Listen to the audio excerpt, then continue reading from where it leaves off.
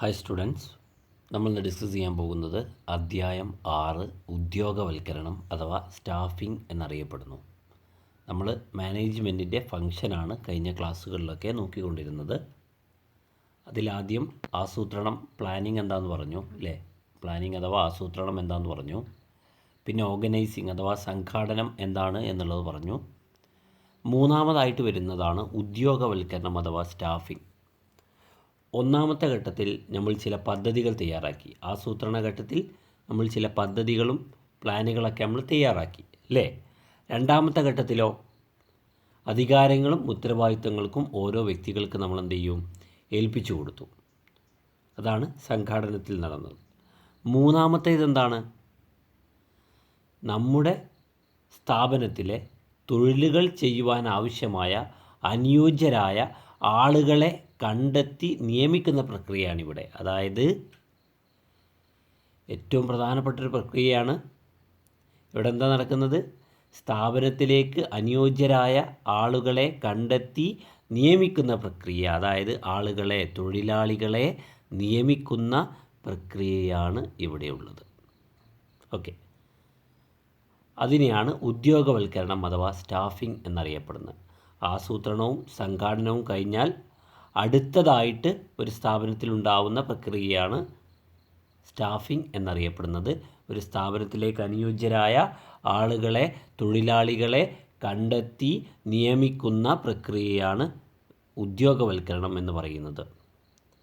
ഉദ്യോഗവൽക്കരണം എന്നത് ആളുകളെ ജോലിക്ക് നിയമിക്കൽ ആണ്.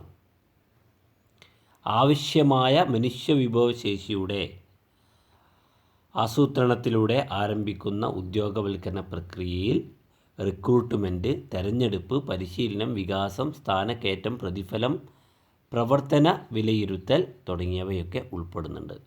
ഉദ്യോഗവൽക്കരണ പ്രക്രിയയിൽ ഉൾപ്പെടുന്ന കാര്യങ്ങൾ ഏതൊക്കെയാണെന്ന് ചോദിച്ചാൽ എഴുതി വെക്കണം. റിക്രൂട്ട്മെൻറ്റ്, തെരഞ്ഞെടുപ്പ്, പരിശീലനം, വികാസം, സ്ഥാനക്കയറ്റം, പ്രതിഫലം, പ്രവർത്തന വിലയിരുത്തൽ തുടങ്ങിയവയൊക്കെ ഉൾപ്പെടുന്നു കേട്ടോ. അപ്പോൾ ശ്രദ്ധിക്കേണ്ട കാര്യം ഇതാ, ഇവിടെ ഒരു എക്സാമ്പിൾ കൊടുത്തിട്ടുണ്ട്. ഇൻഫോസിസിൻ്റെ മെൻറ്ററായിട്ടുള്ള നാരായണമൂർത്തി പറഞ്ഞൊരു കാര്യം ഇങ്ങനെയാണ്. ഓരോ സായാഹ്നത്തിലും, സായാഹ്നം എന്ന് പറഞ്ഞാൽ എന്താ? വൈകുന്നേരം. ഓരോ സായാഹ്നത്തിലും നമ്മുടെ ആസ്തികൾ വാതിലിന് പുറത്തേക്ക് പോകും. പിറ്റേന്ന് പ്രഭാതത്തിൽ അവർ മടങ്ങി വരുമെന്ന് നമ്മൾ ഉറപ്പാക്കണം. ആരാണ് പുറത്തേക്ക് പോകുന്ന? അപ്പോൾ തൊഴിലാളികളാണ്, സ്ഥാപനത്തിലെ ജോലിക്കാരാണ്. ഓരോ സായാഹ്നത്തിലും, ഓരോ വൈകുന്നേരവും അവരവരുടെ ജോലി കഴിഞ്ഞിട്ട് എന്ത് ചെയ്യും? സ്ഥാപനത്തിന് പുറത്തേക്ക് പോകുന്നു. അവരെ എന്തായിട്ടാണ് പരിഗണിക്കുന്നത്? കമ്പനിയുടെ ആസ്തിയായിട്ടാണ്, അസറ്റായിട്ടാണ്. ഓക്കെ, പിറ്റേന്ന് പ്രഭാതത്തിൽ അവർ മടങ്ങി വരുമെന്ന് നമ്മൾ ഉറപ്പാക്കണം. പിറ്റേന്നും ആ തൊഴിലാളികൾ ജോലിക്ക് വരുമെന്ന് നമ്മൾ ഉറപ്പാക്കണം എന്നാണ് പറയുന്നത്. ഇവിടെ എന്ത് ചെയ്യുന്നു? ജോലിക്കാരെ, തൊഴിലാളികളെ, മനുഷ്യവിഭവത്തെ എന്ത് ചെയ്യുന്നു? എന്തായിട്ടാണ് കണക്കാക്കുന്നത്? ഒരു സ്ഥാപനത്തിൻ്റെ ഏറ്റവും മൂല്യമുള്ള ആസ്തിയായിട്ടാണ് കണക്കാക്കപ്പെടുന്നത്. ഓക്കെ, ഗുണമേന്മയുള്ള മാനുഷിക വിഭവമാണ് ഏതൊരു സ്ഥാപനത്തിൻ്റെയും ഏറ്റവും മൂല്യവത്തായ ആസ്തി. കഴിവുറ്റതും പരിശ്രമശാലികളുമായ ജീവനക്കാരുടെ പ്രവർത്തനങ്ങളുടെ ഫലമായി സ്ഥാപനത്തിന് അനായാസം വിജയിക്കുവാൻ കഴിയും. അതായത് നല്ല കഴിവുള്ള പരിശ്രമശാലികളായ ജീവനക്കാരുടെ പ്രവർത്തനങ്ങളുടെ ഫലമായി കൊണ്ടെന്ത് ചെയ്യും? ഒരു സ്ഥാപനത്തിന് വിജയിക്കുവാൻ കഴിയും. അതുകൊണ്ട് തന്നെ ഗുണമേന്മയുള്ള മാനുഷിക വിഭവങ്ങൾ ഏതൊരു സ്ഥാപനത്തിന് ആവശ്യമാണ്. നിങ്ങൾക്കറിയാം, ഏതൊരു ജോലി ചെയ്യുമ്പോഴും ഏതൊരു സ്ഥാപനത്തിലും വ്യത്യസ്തമായിട്ടുള്ള വിഭവങ്ങളുടെ ആവശ്യമുണ്ട്. ഓക്കെ അല്ലേ? നിങ്ങൾ പഠിച്ചിട്ടുണ്ടാവും അല്ലേ? ലാൻഡ്, ലേബർ, ക്യാപിറ്റൽ എന്നൊക്കെ പറഞ്ഞ് അല്ലേ? ഫാക്ടേഴ്സ് ഓഫ് പ്രൊഡക്ഷൻ, ഉൽപ്പാദക ഘടകങ്ങൾ അതിൽ ഉൾക്കൊള്ളുന്ന ഒന്ന് തന്നെയാണ് ഇത് മാനുഷിക വിഭവവും. മാനുഷിക വിഭവം ഉൽപ്പാദന ഘടകങ്ങളിൽ പെട്ടത് തന്നെയാണ് എന്നുള്ളത് ഓർത്ത് വെക്കുക. ഓക്കെ, പിന്നെ സ്റ്റാഫിങ്ങിൽ വരുന്ന കാര്യങ്ങളൊന്നും കൂടി പറയുന്നു. സ്ഥാപനത്തിന് ആവശ്യമുള്ളതും കഴിവുറ്റതുമായ വ്യക്തികളെ കണ്ടെത്തി നിയോഗിക്കുക, അവർക്ക് പരിശീലനം നൽകി വിദഗ്ധരായ ജീവനക്കാരാക്കി മാറ്റുക, പ്രതിഫലം നൽകുക എന്നിവ ഉദ്യോഗവൽക്കരണത്തിൻ്റെ ഭാഗമാണ്. ഓക്കെ, സ്ഥാപനത്തിനാവശ്യമായ തൊഴിലാളികളെ കണ്ടെത്തുകയും അവർക്ക് പരിശീലനം നൽകുകയും അവർക്ക് എന്ത് ചെയ്യുക, പ്രതിഫലം നൽകുകയും വിദഗ്ധരായിട്ടുള്ള തൊഴിലാളികളാക്കി മാറ്റുകയും കമ്പനിയുടെ ലക്ഷ്യങ്ങൾ നേടിയെടുക്കുകയും ചെയ്യുന്നു.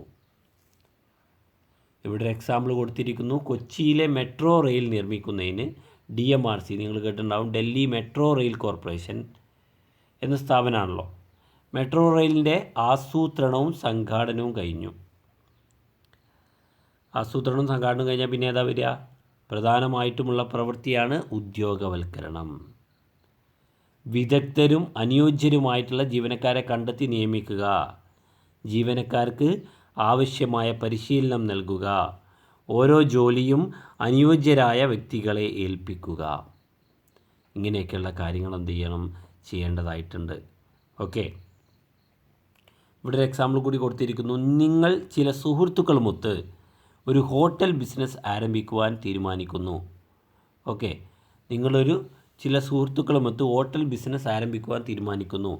അതിനാവശ്യമായിട്ടുള്ള വിഭവങ്ങൾ ഏതൊക്കെയാണ്? നിങ്ങൾക്കറിയാം, ലാൻഡ് അല്ലേ, ഭൂമി വേണം, ഒരു വിഭവമാണ്, ഭൗതിക വിഭവമാണ്. കെട്ടിടം, ബിൽഡിങ് വേണം, ഹോട്ടൽ തുടങ്ങണമെങ്കിൽ വേണ്ടേ. അതുപോലെ ഫർണിച്ചർ, ഇങ്ങനെയുള്ള എല്ലാ ഇതും വേണം അല്ലേ. Land, labour, furniture, land, building, furniture പോലെയുള്ള ഭൂമി അല്ലേ, അതുപോലെ എന്താ പറയുക, ബിൽഡിങ്, ഫർണിച്ചർ പോലെയുള്ള എല്ലാം ലഭ്യമായാൽ പിന്നെ ഏറ്റവും പ്രാധാന്യത്തോടെ നമ്മൾ കാണേണ്ട ഒരു കാര്യമാണ് ഏത്? ആ ഹോട്ടലിലേക്കുള്ള ജീവനക്കാരെ തിരഞ്ഞെടുക്കൽ. എല്ലാവരും ഒരേ തരത്തിലുള്ള ജീവനക്കാരാണോ? അല്ല. ഒരു വലിയ ഹോട്ടലാണെങ്കിൽ അവിടെ മാനേജർ ഉണ്ടാവും, അക്കൗണ്ടൻ്റ് ഉണ്ടാവും, ക്ലർക്ക് ഉണ്ടാവും, പാചകക്കാരനുണ്ടാവും, വെയിറ്റർ ഉണ്ടാവും, ഹൗസ് കീപ്പർ ഉണ്ടാവും, സൂപ്പർവൈസർ ഉണ്ടാവും. ഇങ്ങനെ വ്യത്യസ്തമായ ജോലിയിൽ ഏർപ്പെടേണ്ട ആളുകളെ ആവശ്യമായിട്ട് വരും. അപ്പോൾ ഓരോ ജോലിക്കും അനുയോജ്യരായ ജീവനക്കാരെ കണ്ടെത്തുക, അതാണ് പിന്നീടുള്ള പ്രവർത്തനം. സ്ഥാപനം തുടങ്ങുവാൻ ആവശ്യമായ ഭൗതിക സൗകര്യങ്ങളെല്ലാം ഒരുക്കി കഴിഞ്ഞു. ഫർണിച്ചർ, ബിൽഡിങ്, അതുപോലെ സ്ഥലമൊക്കെ ഒരുക്കി കഴിഞ്ഞു, ഭൂമിയൊക്കെ ഒരുക്കി കഴിഞ്ഞു. പിന്നീട് പ്രധാനപ്പെട്ട കാര്യമാണ് ഇത്, സ്ഥാപനത്തിലെ വ്യത്യസ്തമായ ജോലികളിൽ ഏർപ്പെടേണ്ട അനുയോജ്യരായ ജീവനക്കാരെ കണ്ടെത്തി നിയമിക്കുക. നിങ്ങൾക്കറിയാലോ, ഒരു ജോലി എടുക്കുന്നതിന് അതിന് ഏറ്റവും സ്യൂട്ടബിളായിട്ടുള്ള ഒരാളായിരിക്കണം ഉണ്ടായിരിക്കേണ്ടത്. ഓക്കെ, അല്ലെങ്കിൽ എന്ത് ചെയ്യും, പ്രവർത്തനം കാര്യക്ഷമമാവില്ല, നമ്മുടെ ലക്ഷ്യങ്ങൾ എന്ത് ചെയ്യാൻ കൃത്യമായിട്ട് എന്ത് ചെയ്യാൻ സാധിക്കില്ല, നേടിയെടുക്കുവാൻ സാധിക്കുന്നതല്ല. ഓക്കെ, ഒരു സ്ഥാപനത്തിൻ്റെ ലക്ഷ്യങ്ങൾ നേടിയെടുക്കുന്നതിന് സ്ഥാപനത്തിൽ നല്ല തൊഴിലാളികളെ ആവശ്യമുണ്ട്. ഒരു ജോലിക്ക് ആവശ്യമായ ആളുകളെ കണ്ടെത്തി നിയമിക്കുന്ന പ്രക്രിയയാണ് ഉദ്യോഗവൽക്കരണം അഥവാ സ്റ്റാഫിംഗ്. ഓക്കെ, എന്താണ് മനസ്സിലാക്കേണ്ടത്? സ്ഥാപനത്തിന് ആവശ്യമായ അനുയോജ്യമായ തൊഴിലാളികളെ കണ്ടെത്തി നിയമിക്കുക. നിയമിച്ചാൽ മാത്രം മതിയോ? അവർക്ക് പരിശീലനം നൽകണം, ശമ്പളം നൽകണം, ഒക്കെ വളർച്ചയ്ക്ക് വേണ്ട കാര്യങ്ങളൊക്കെ ചെയ്തു കൊടുക്കണം. ഓക്കെ, അതാണ് ഇവിടെ കൂൺസ് ഓ ഡൊണൽ സ്റ്റാഫിങ്ങിനെ കുറിച്ച് പറഞ്ഞിട്ടുള്ളത് ഇങ്ങനെയാണ്. സ്ഥാപനത്തിൻ്റെ ഘടനയിൽ വിഭാവനം ചെയ്തിട്ടുള്ള, സ്ഥാപനത്തിൻ്റെ ഓർഗനൈസേഷൻ സ്ട്രക്ചർ നമ്മൾ പറഞ്ഞിട്ടില്ലേ, സ്ഥാപനത്തിൻ്റെ ഘടനയിൽ വിഭാവനം ചെയ്തിട്ടുള്ള പദവികൾ വഹിക്കാൻ ഓരോ സ്ഥാനങ്ങളുണ്ടാവും. വഹിക്കാൻ ആവശ്യമായ ആളുകളെ ശരിയായും ഫലപ്രദമായും തിരഞ്ഞെടുത്ത്, അതായത് സ്ഥാപനത്തിലെ വ്യത്യസ്തമായ പദവികൾ വഹിക്കാൻ ആവശ്യമായ ആളുകളെ ശരിയായും ഫലപ്രദമായിട്ടും തിരഞ്ഞെടുത്ത് അവരെ വിലയിരുത്തി പരിശീലനം നൽകി നിയമിക്കുക എന്ന മാനേജ്മെൻറ്റ് കർത്തവ്യമാണ് ഉദ്യോഗവൽക്കരണം. സ്ഥാപനത്തിൽ വിഭാവനം ചെയ്തിട്ടുള്ള ഒരുപാട് പദവികളുണ്ടാവും. മാനേജർ ഉണ്ടാവും, ക്ലർക്ക് ഉണ്ടാവും, വെയിറ്റർ ഉണ്ടാവും, ഹൗസ് കീപ്പർ, അങ്ങനെ ഒരുപാട് ആളുകൾ ഉണ്ടാവുമല്ലോ അല്ലേ. അസിസ്റ്റൻറ്റ് മാനേജർ ഉണ്ടാവും അല്ലേ. ഇങ്ങനെയൊക്കെയുള്ള ആളുകളുണ്ടാവും.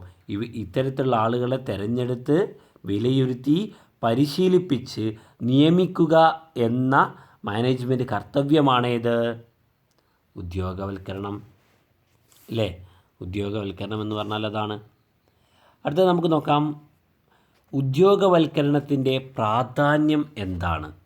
നമുക്കറിയാം, മറ്റ് 2 ഘട്ടങ്ങളിൽ നിന്നും വ്യത്യസ്തമായി മാനേജ്മെൻറ്റിലെ പ്രധാനപ്പെട്ടൊരു ഫംഗ്ഷനാണ്, കർത്തവ്യമാണിത്. എന്താണ്?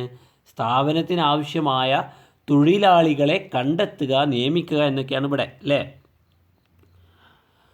ഉദ്യോഗവൽക്കരണത്തിൻ്റെ പ്രാധാന്യമാണ് നമുക്ക് നോക്കാനുള്ളത്. ഇവിടെ ഒരു എക്സാമ്പിൾ കൊടുത്തിരിക്കുന്നു. ഒരു സിനിമ നിർമ്മിക്കുന്നതിന് ആവശ്യമായ വ്യക്തികൾ ആരൊക്കെയാണ്? നമുക്ക് ജസ്റ്റ് ഒന്ന് ആലോചിച്ചാൽ കിട്ടും അല്ലേ? അഭിനേതാക്കൾ, സംവിധായകൻ, ഛായാഗ്രഹകൻ എന്ന് പറഞ്ഞാൽ ക്യാമറ, ഗാനരചയിതാവ്, സംഗീത സംവിധായകൻ, ഇങ്ങനെയൊക്കെയുള്ള ഒരുപാട് ആളുകളുണ്ട്. ഈ സ്ഥാനങ്ങളിലേക്കെല്ലാം ഏറ്റവും നല്ല മിടുക്കരായിട്ടുള്ള വ്യക്തികളെ കണ്ടെത്തണം. അല്ലെങ്കിൽ എന്ത് ചെയ്യും? ഈ സിനിമ പരാജയമാവും. നല്ല അഭിനേതാക്കൾ വേണം, നല്ല സംവിധാനം ചെയ്യാൻ അറിയുന്ന സംവിധായകൻ വേണം, ക്യാമറ ചലിപ്പിക്കാൻ നല്ലവണ്ണം ക്യാമറ ഷൂട്ട് ചെയ്യാൻ സഹായിക്കുന്ന ഛായാഗ്രഹകൻ വേണം, ഗാനരചയിതാവ് വേണം, സംഗീത സംവിധായകൻ വേണം. അപ്പോൾ എല്ലാത്തിനും ഏറ്റവും യോഗ്യരായിട്ടുള്ള മിടുക്കരായിട്ടുള്ള ആളുകളെ വേണം. അതുപോലെ തന്നെയാണ് ഒരു ബിസിനസ് സ്ഥാപനത്തിലും. ബിസിനസ് സ്ഥാപനത്തിൽ എന്ത് ചെയ്യുന്നു നമ്മളുടെ? അതുപോലെ തന്നെ ഒരു സ്ഥാപനത്തിൻ്റെ കാര്യത്തിലും എന്ത് ചെയ്യുക? ബിസിനസ് സ്ഥാപനത്തിലും വിജയത്തിന് ആ സ്ഥാപനത്തിലെ വ്യക്തികളുടെ പ്രാധാന്യം വളരെ വലുതാണ്. കാരണം ബിസിനസ് സ്ഥാപനത്തിൽ ഒരുപാട് തസ്തികകൾ, ഒരുപാട് പദവികൾ ഉണ്ടാവും. ആ സ്ഥാനങ്ങളിൽ ഇരുന്നു കൊണ്ട് ആ സ്ഥാനങ്ങൾക്ക് അനുയോജ്യരായിട്ടുള്ള ആളുകളെ കണ്ടെത്തണം. അതിൽ എന്തെങ്കിലും വീഴ്ച സംഭവിച്ചാൽ സ്ഥാപനം എന്ത് ചെയ്യും? സ്ഥാപനത്തിന് നഷ്ടം വരാം. അപ്പം നമുക്ക് നോക്കാം ഉദ്യോഗവൽക്കരണത്തിൻ്റെ പ്രാധാന്യം എന്തൊക്കെയാണെന്ന്. ഒന്നാമത്തെ, മാനവ വിഭവശേഷി നൽകുന്നു. ഉദ്യോഗവൽക്കരണത്തിൻ്റെ ഒരു പ്രാധാന്യമാണ് മാനവ വിഭവശേഷി നൽകുന്നു എന്നുള്ളത്. അതായത് വിവിധ ജോലികൾക്കായി യോഗ്യതയുള്ളവരെ കണ്ടെത്തുകയും നേടുകയും ചെയ്യുക. വിവിധ ജോലികൾക്കായിട്ട് എന്ത് ചെയ്യുന്നു? യോഗ്യതയുള്ളവരെ കണ്ടെത്തുകയും നേടുകയും ചെയ്യുക എന്നുള്ളതിൻ്റെ പ്രാധാന്യമാണ്. സ്റ്റാഫിങ്ങിലൂടെയാണ് അല്ലെങ്കിൽ ഉദ്യോഗവൽക്കരണത്തിലൂടെയാണ് ഒരു സ്ഥാപനത്തിൽ വിവിധ ജോലികൾക്കായിട്ട് യോഗ്യതയുള്ളവരെ കണ്ടെത്തി നേടിയെടുക്കുന്നത്. പിന്നെ രണ്ടാമത്തെ ഒരു പ്രാധാന്യമാണ് മറ്റ് പ്രവർത്തനങ്ങളുടെ താക്കോൽ. ശരിയായ ജോലിക്കായി ശരിയായ വ്യക്തിയെ ഉൾപ്പെടുത്തുന്നതിലൂടെ മൊത്തത്തിലുള്ള കാര്യക്ഷമത മെച്ചപ്പെടുത്തുന്നു. അറിയാം, ഏതൊരു വിഭവം ഉണ്ടായിട്ടും കാര്യമില്ല, മാനുഷിക വിഭവം, ജോലിക്കാരുണ്ടെങ്കിലേ കാര്യങ്ങൾ നടക്കൂ. മാനുഷിക വിഭവങ്ങൾ കണ്ടെത്തുന്നതിലൂടെ മറ്റ് പ്രവർത്തനങ്ങളുടെ താക്കോലായിട്ട് എന്ത് ചെയ്യുന്നു? ഉദ്യോഗവൽക്കരണം മാറുന്നു. അതുപോലെ ദീർഘകാല പ്രഭാവം, കൃത്യമായ തൊഴിൽ ശക്തിയിലൂടെ എൻ്റർപ്രൈസിൻ്റെ തുടർച്ചയായ വളർച്ചയും നിലനിൽപ്പും. കൃത്യമായ തൊഴിൽ ശക്തി, കൃത്യമായിട്ടുള്ള തൊഴിലാളികൾ ഉള്ളതിലൂടെ എന്ത് ചെയ്യുന്നു? കൃത്യമായിട്ട് സ്ഥാപനം നിലനിന്ന് വളർച്ചയിലൂടെ പോകുന്നു. പിന്നെയോ മാനവ വിഭവശേഷിയുടെ പരമാവധി ഉപയോഗം. ഓരോ തൊഴിൽ സ്ഥാനങ്ങളിലും ശരിയായ വ്യക്തികളുടെ എണ്ണം ഉറപ്പുവരുത്തിക്കൊണ്ട് മാനവ വിഭവശേഷി പരമാവധി പ്രയോജനപ്പെടുത്തുക. അതായത് ഉദ്യോഗസ്ഥരുടെ അമിതമോ കുറവോ ബിസിനസ്സിന് ദോഷകരമാണ്. മാനവ വിഭവശേഷിയുടെ പരമാവധി ഉപയോഗം. എന്നാൽ ശരിയായ വ്യക്തികളുടെ എണ്ണം ഉറപ്പുവരുത്തുകയും വേണം. തൊഴിലാളികളുടെ എണ്ണം കൂടാനും പാടില്ല, തൊഴിലാളികളുടെ എണ്ണം വളരെ കുറയാനും പാടില്ല. അങ്ങനെ ഉണ്ടായാലോ എന്ത് ചെയ്യും? സ്ഥാപനത്തിന് ദോഷകരമാണ്. ഓക്കെ, പിന്നെയോ തൊഴിൽ സംതൃപ്തി മെച്ചപ്പെടുത്തുന്നു. തൊഴിൽ സംതൃപ്തി ഉണ്ടാവും അല്ലേ? കൃത്യമായി പ്രതിഫലം കൊടുക്കുക, കൃത്യമായി മൂല്യനിർണ്ണയം നടത്തുക. ജീവനക്കാർക്ക് തൊഴിലിനോട് സംതൃപ്തി കൂടും. ശരിയായ മൂല്യനിർണ്ണയം നടത്തുക, അതായത് അവരുടെ ജോലിയെ കൃത്യമായിട്ട് വിലയിരുത്തുകയും അതിനനുസരിച്ച് ന്യായമായ ശമ്പളം നൽകുകയും ചെയ്യുന്നതിലൂടെ തൊഴിൽ സംതൃപ്തിയും മനോവീര്യവും മെച്ചപ്പെടുത്താനും കഴിയും. അടുത്തത് നോക്കാം, ഉദ്യോഗവൽക്കരണം മാനുഷ്യ വിഭവ മാനേജ്മെൻറ്റിൻ്റെ ഭാഗമെന്ന നിലയിൽ. ശ്രദ്ധിക്കേണ്ട കാര്യം, പണ്ട് കാലത്ത് മനുഷ്യവിഭവം ഒരു പ്രധാന ഉൽപാദന ഘടകമായി പരിഗണിച്ചിരുന്നില്ല. അതുകൊണ്ട് തന്നെ എല്ലാ മാനേജർമാരും നിർവഹിക്കേണ്ട ഒരു സാധാരണ ജോലിയായാണ് ഉദ്യോഗവൽക്കരണത്തെ കണക്കാക്കിയത്. ശ്രദ്ധിക്കേണ്ട കാര്യം, മുൻകാലങ്ങളിൽ പണ്ട് കാലത്ത് മനുഷ്യവിഭവം ഒരു പ്രധാന ഉൽപ്പാദന ഘടകമായി പരിഗണിച്ചിരുന്നില്ല. അതായത് ലാൻഡ് പോലെ, ബിൽഡിങ് പോലെ, ഫർണിച്ചർ പോലെയൊക്കെയുള്ള ഭൗതികമായ വിഭവങ്ങളുണ്ട് അല്ലേ? ഈ വിഭവങ്ങളെപ്പോലെ ഒന്നും എന്ത് പരിഗണിച്ചിരുന്നില്ല? മനുഷ്യവിഭവം പരിഗണിച്ചിരുന്നില്ല. അതുകൊണ്ട് തന്നെ എല്ലാ മാനേജർമാരും നിർവഹിക്കേണ്ട ഒരു സാധാരണ ജോലിയായാണ് ഈ സ്റ്റാഫിങ്ങിനെ പരിഗണിച്ചിരുന്നത്. എന്നാൽ ജീവനക്കാർ വിലയേറിയ ഉൽപ്പാദന വിഭവങ്ങളാണെന്നും അവയെ കരുതലോടെ വളർത്തിയെടുക്കേണ്ടത് സ്ഥാപനത്തിൻ്റെ ദീർഘകാല നിലനിൽപ്പിന് അത്യാവശ്യമാണെന്നും ഇന്നത്തെ മാനേജ്മെൻറ്റുകൾ തിരിച്ചറിഞ്ഞു. അതായത് മറ്റ് വിഭവങ്ങൾ പോലെ, മറ്റ് ഭൗതിക വിഭവങ്ങൾ പോലെ തന്നെ പ്രാധാന്യമേറിയ ഒന്നാണ് സ്ഥാപനത്തിലെ ജീവനക്കാർ എന്ന് ഇന്നത്തെ മാനേജ്മെൻറ്റുകൾ എന്ത് ചെയ്തു? തിരിച്ചറിഞ്ഞു. വ്യവസായവൽക്കരണം, ഇൻഡസ്ട്രിയലൈസേഷൻ, അതുപോലെ തൊഴിലാളി സംഘടനാ പ്രവർത്തനങ്ങളും പുതിയ ചിന്താഗതിക്ക് വഴിതെളിച്ചു.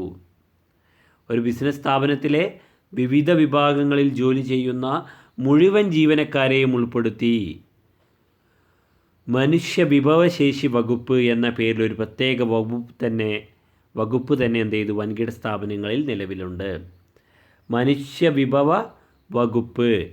മനുഷ്യവിഭവശേഷി വകുപ്പ് എന്നറിയപ്പെടുന്ന ഒരു വകുപ്പ് ഒരു ബിസിനസ് സ്ഥാപനത്തിലുണ്ട്. ഹ്യൂമൻ റിസോഴ്സ് ഡിപ്പാർട്ട്മെൻറ്റ് എന്നറിയപ്പെടും. Human resource department. അവിടെ ഒരു മാനേജർ ഉണ്ടാവും. അയാളെ വിളിക്കുന്ന പേരാണ് human resource manager, HR manager എന്ന് വിളിക്കും.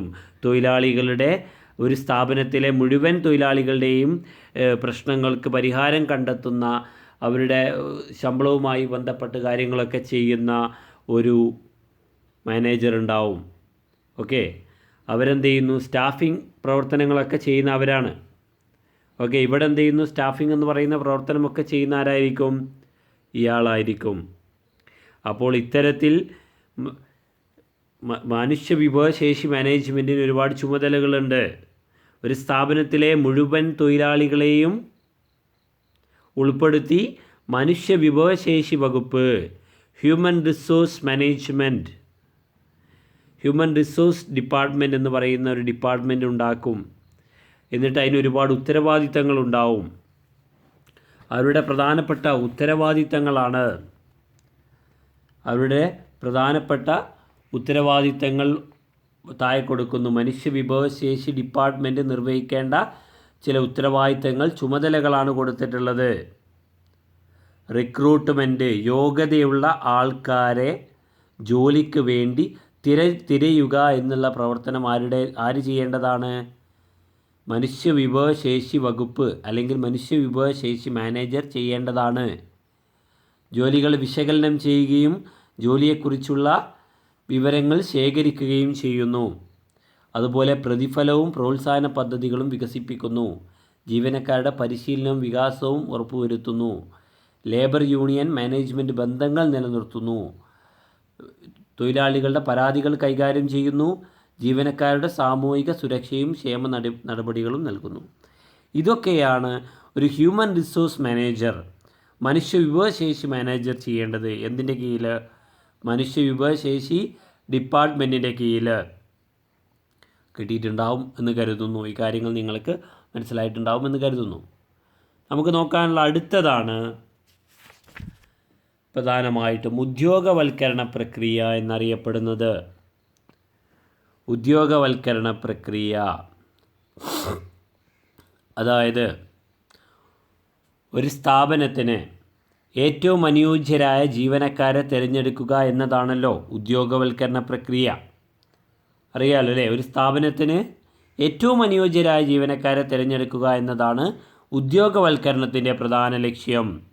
ഒരു സ്ഥാപനം ആരംഭിക്കുന്നതും വിപുലീകരിക്കുന്നതും ഒരാൾക്ക് പകരം മറ്റൊരാളെ നിയമിക്കുന്നതും സ്ഥാനക്കയറ്റം നൽകുന്നതുമൊക്കെ ഈ ഉദ്യോഗവൽക്കരണ പ്രക്രിയയുടെ ഭാഗമാണ്. അതായത് ഒരു സ്ഥാപനം ആരംഭിക്കുന്നതും വിപുലീകരിക്കുന്നതും ഒരാൾക്ക് പകരം മറ്റൊരാളെ നിയമിക്കുന്നതും ജോലിയിൽ സ്ഥാനക്കയറ്റം നൽകുന്നതുമൊക്കെ സ്റ്റാഫിംഗ് പ്രക്രിയയുടെ ഭാഗമായിട്ടാണുള്ളത്.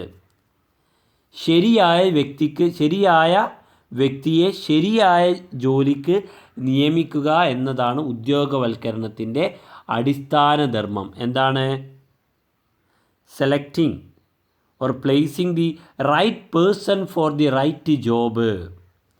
ശരിയായ വ്യക്തിയെ ശരിയായ ജോലിക്ക് നിയോഗിക്കുക, തിരഞ്ഞെടുക്കുക എന്നുള്ളതാണ് ഉദ്യോഗവൽക്കരണത്തിൻ്റെ അടിസ്ഥാന ധർമ്മം. എഴുതി വെക്കാം. ഓക്കെ, ഇത് പ്രത്യേകം നോട്ട് ചെയ്യേണ്ട ഒരു വാക്കാണ്. സ്റ്റാഫിങ്ങുമായി ബന്ധപ്പെട്ട, ഉദ്യോഗവൽക്കരണവുമായി ബന്ധപ്പെട്ട പ്രധാനപ്പെട്ട ഒരു വാക്കാണിത്. ശരിയായ വ്യക്തിയെ ശരിയായ ജോലിക്ക് നിയോഗിക്കുക എന്നതാണ് ഉദ്യോഗവൽക്കരണത്തിൻ്റെ അടിസ്ഥാന ധർമ്മം. ഓക്കെ, ഏകദേശം 8ഓളം വരുന്ന പ്രക്രിയകളാണ് നമുക്ക് പഠിക്കാനുള്ളത്. ഓക്കെ, നമുക്ക് ഓരോന്നും വ്യത്യസ്തമായി നോക്കി പോവാം.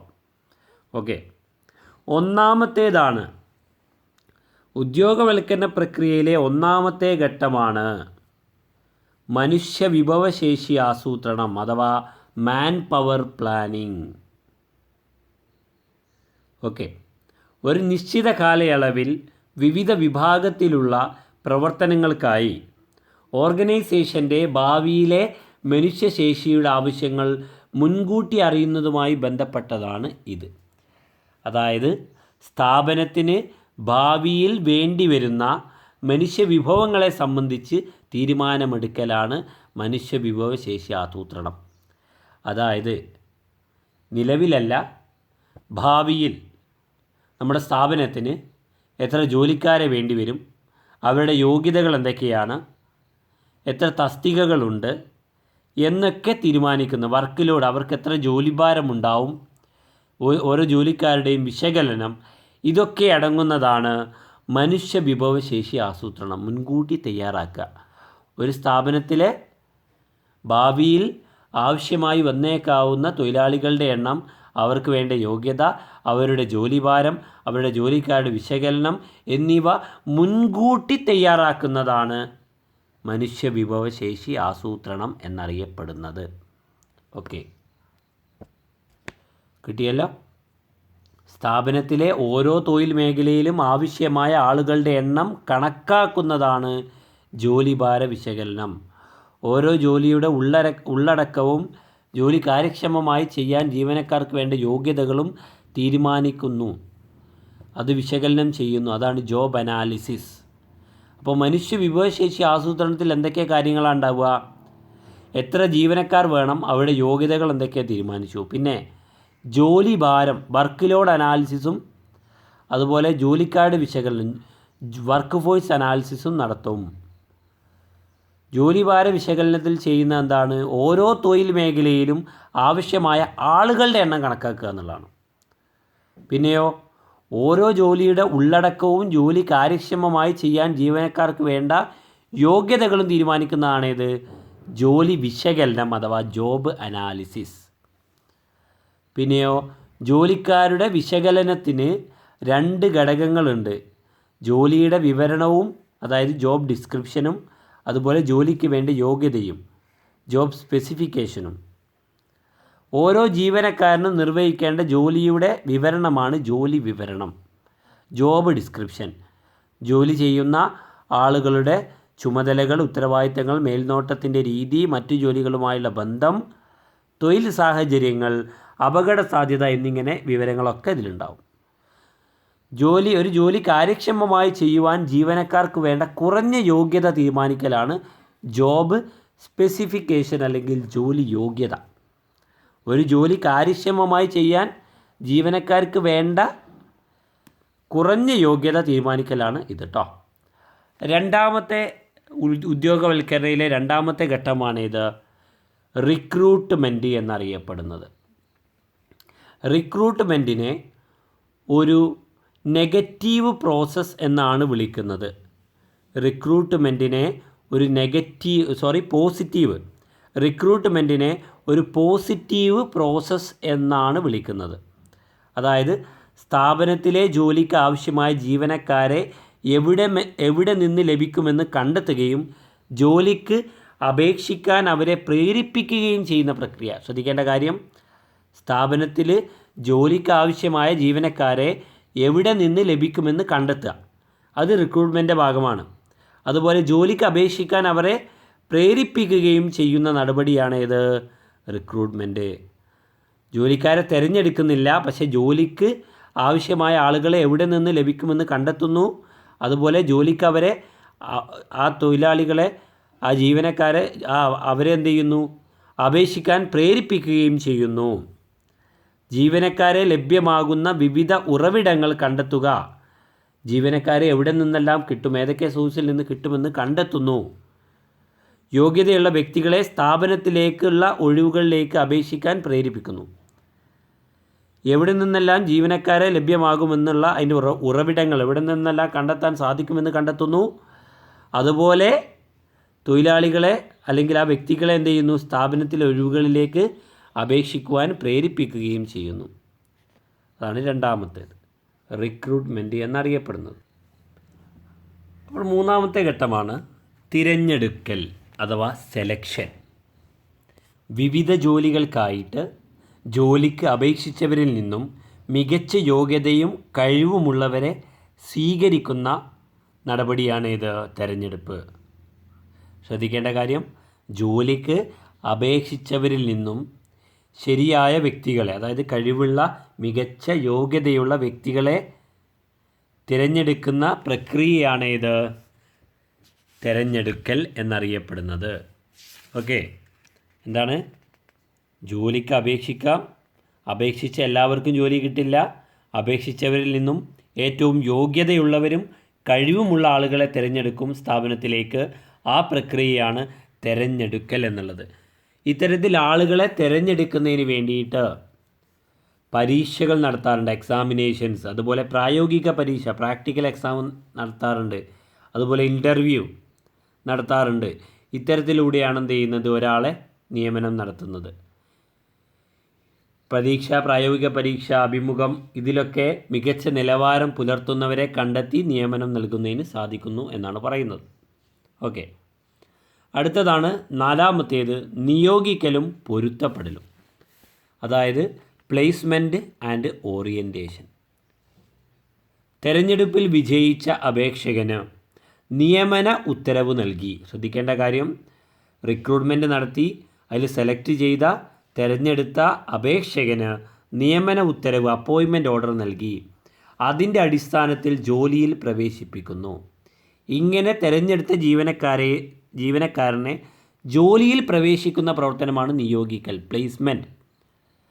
ജോലിക്ക് വേണ്ടി തിരഞ്ഞെടുത്ത ആളെ ജോലിയിലേക്ക് പ്രവേശിപ്പിക്കുന്ന അതാണെന്ത്, പ്ലേസ്മെൻറ്റ് എന്നറിയപ്പെടുന്നത്.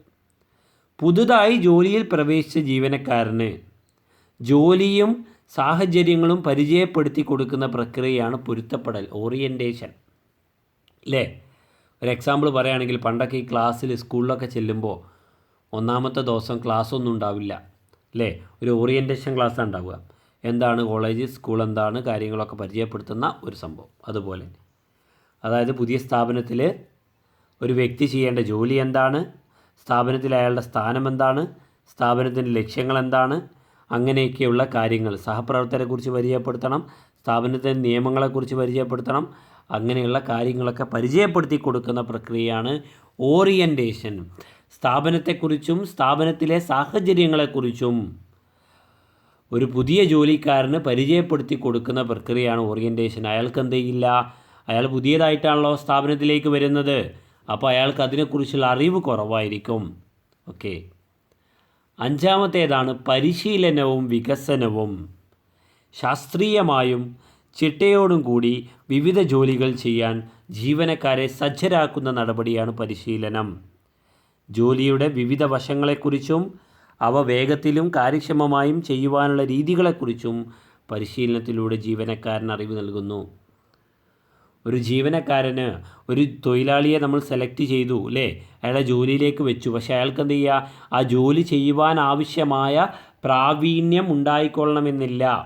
ആ പ്രാവീണ്യം നേടുന്നതിന് വേണ്ടിയിട്ട്, ആ കഴിവുകൾ, മനോഭാവം, അറിവൊക്കെ നേടുന്നതിന് വേണ്ടിയിട്ട് എന്ത് ചെയ്യണം? അതിന് വേണ്ടിയിട്ടുള്ള പരിശീലനവും വികസനവും നൽകേണ്ടതായിട്ടുണ്ട്. പരിശീലനം നൽകണം. ജോലിയെക്കുറിച്ച് ജോലി കാര്യക്ഷമമായി ചെയ്യുന്നതിനെക്കുറിച്ചുള്ള അറിവുകൾ നൽകുക എന്നുള്ളതാണ് പരിശീലനം. അപ്പോൾ വികസനം എന്ന് വെച്ചാൽ എന്താ? ഡെവലപ്മെൻറ്റ് എന്ന് വെച്ചാൽ എന്താ? ജീവനക്കാരുടെ വ്യക്തിത്വ വികസനത്തിനുള്ള അവസരങ്ങളും സ്ഥാപനത്തിലുണ്ടായിരിക്കണം. നിലവിലുള്ള ജോലികളും ഭാവിയിലെ ഉത്തരവാദിത്തങ്ങളും ഏറ്റെടുക്കാൻ ജീവനക്കാരെ പ്രാപ്തരാക്കുന്ന പ്രക്രിയയാണ് വികസനം. ട്രെയിനിങ് എന്ന് വെച്ചാൽ ജോലിയുമായി ബന്ധപ്പെട്ടത് മാത്രമാണ്. അഥവാ പരിശീലനം എന്ന് വെച്ചാൽ ജോലിയുമായി ബന്ധപ്പെട്ട കാര്യങ്ങൾ അറിവ് നൽകുക എന്നുള്ളതാണ്. ഡെവലപ്മെൻറ്റ് എന്ന് വെച്ചാലോ ജീവനക്കാരുടെ വ്യക്തിത്വ വികസനത്തിന് വേണ്ടിയിട്ടുള്ളതാണ്.